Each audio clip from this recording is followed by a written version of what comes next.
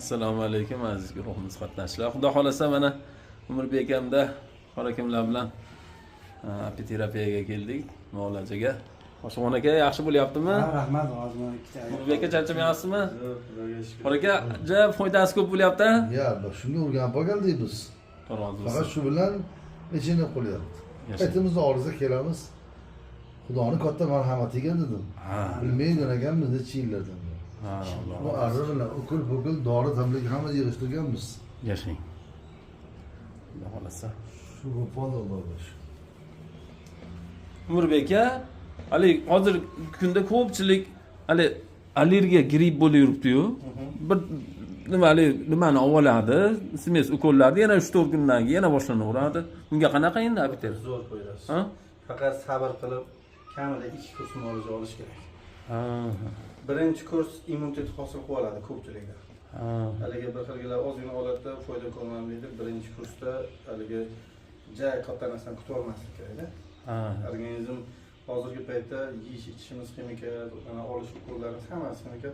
Buni organizm bir tozalab olib, immunitet hosil qilgandan keyin ikkinchi kursdan keyin o'zi foydasini o'ta zo'r ko'rsatadi. Bu shunaqa ekan. Bitta kursda 15 kun mukammal. Hozir mana Ozbekka chaqirgan. Ikkinchisi natija bo'ladi. Qayeringizni qo'zg'ab berdimmi? Ketdi. Mashalloh.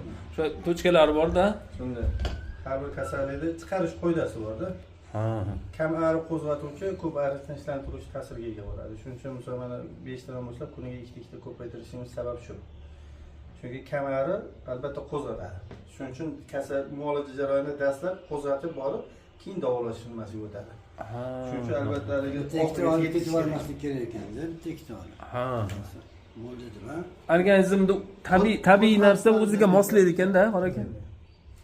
siz Bo'ladimi? mana keyin ana shu 2-3 kurs olgan odam, mana qora akamlar necha marta shuna olishdi.